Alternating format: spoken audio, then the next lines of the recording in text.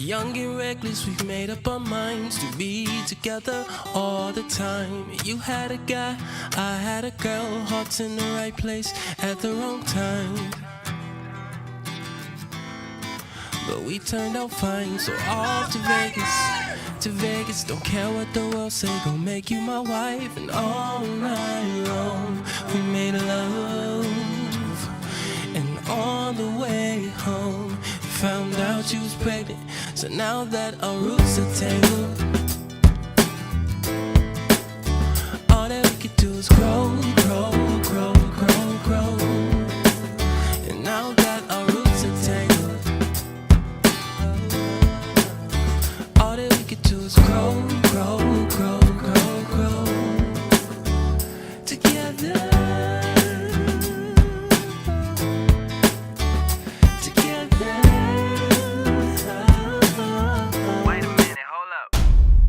There's something about the air in Colorado.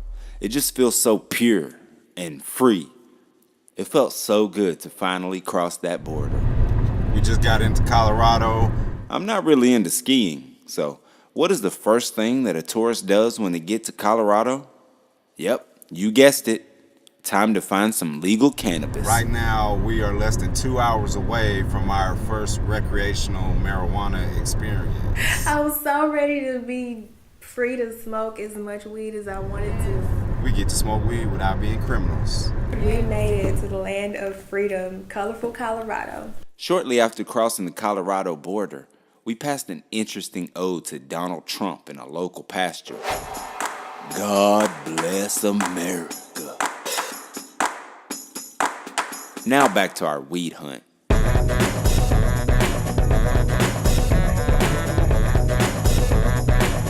A gas station That you slash weed dispensary inside of it. How convenient.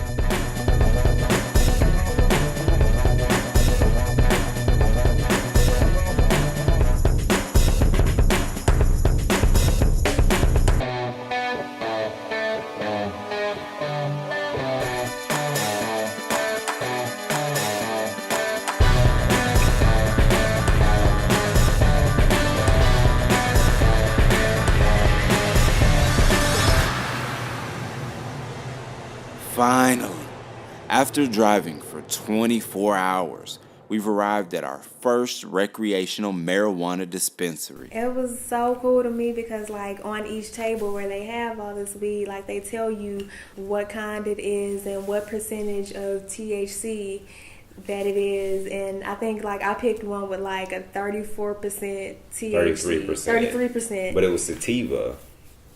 Yeah. It was, what was it, white dragon. white rhino, We'll figure it out. white fire. White Fire OG. OG, yeah. We stocked up on buds and hit the road for our next destination. We had a 6-hour drive to Orvis Hot Springs, and we couldn't wait to get there and get some sleep. Orvis Springs is like a clothing optional spring. Hot spring. They have all these different like warm temperatured pools. It's pretty cool. But there's no electronic devices allowed in the place, so we had to turn off the cameras. Spring area was like separate from like where the rooms were. It was like off to the back where it was like all private, and so it was kind of like I was a little nervous to go out there, but like we went out there and there was like naked people everywhere. Naked. I was naked, she was naked.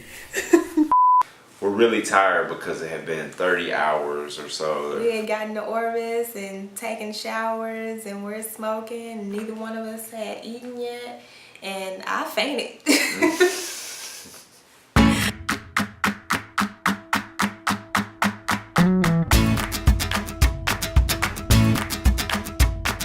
Before we left Colorado, we stopped at this park, Ridgeway Park or something like that.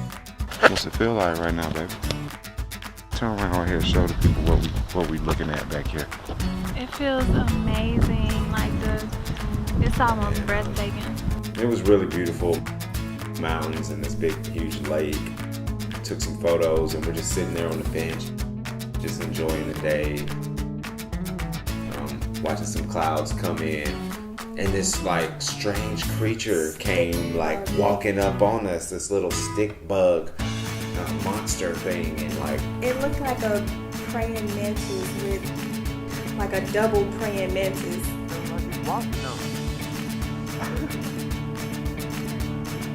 But after further observation, it turned out to just be some type of little tumbleweed plant or something. It wasn't a praying mantis.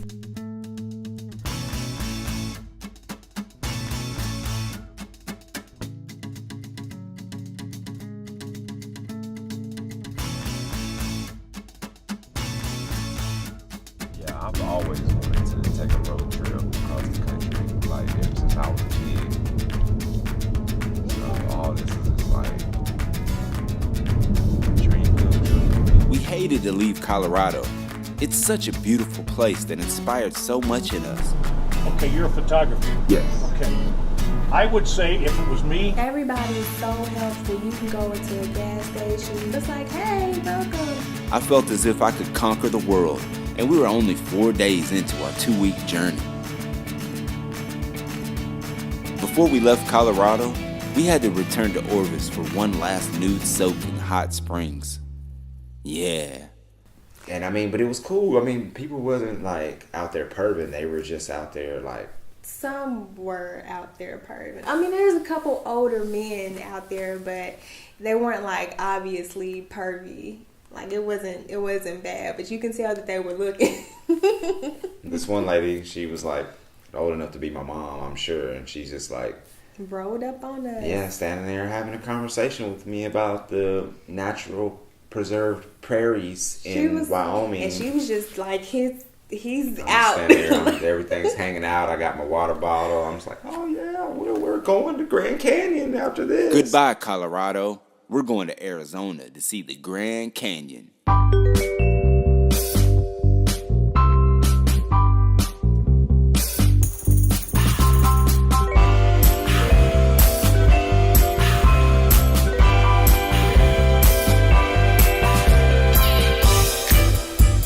About 6 to 8 hours away to the Grand Canyon, but I didn't know if it was open at night or what to expect because I'd never been there.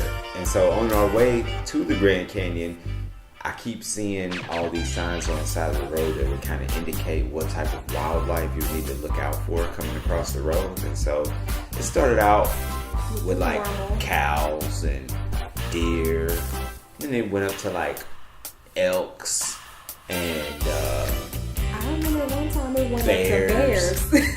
And then as we got closer and closer to the Grand Canyon, it goes up to like Cats. mountain lions or some type of tigers or something. I don't know, but Yeah. so now I'm starting to get kind of scared. I'm like, I'm about to be out here at nighttime in the middle of. Trying to take pictures. We arrived at 3 or 4 o'clock in the morning, and I wanted to take some nighttime time-lapse shots of the canyon with the stars and stuff in the background. We pull up. I'm like, babe, I'm about to go out here and get some nighttime shots of the Grand Canyon. She's like, I was so sleepy, but I was okay. so scared. Well, You be safe. I was tired. I wasn't getting out there with you, but I still, like, I was having nightmares that mountain lions were creeping up on you. I had to get the sunrise coming up over the Grand Canyon. That was like the whole point of coming here.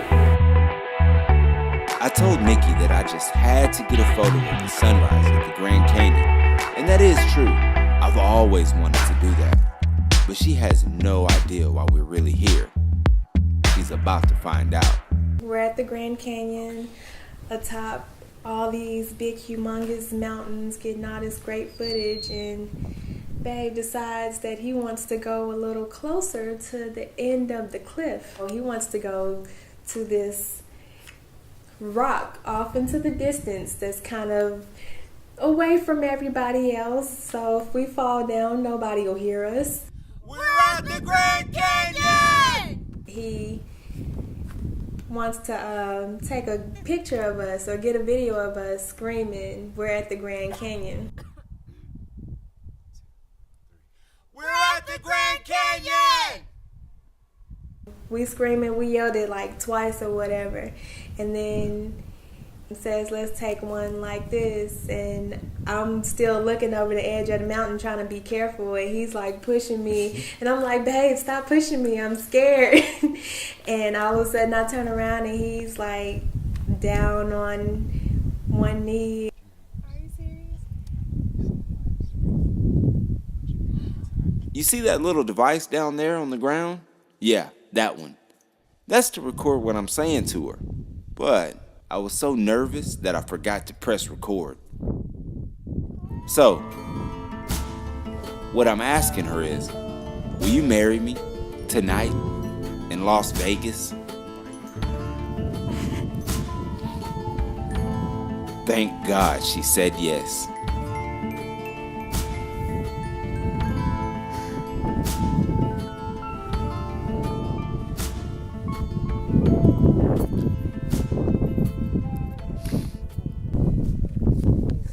She said yes.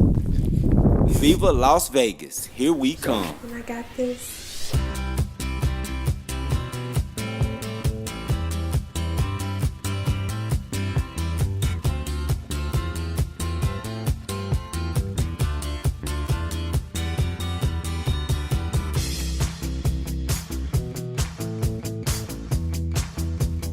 She said, yeah, and we tore up out of there, headed to Las Vegas.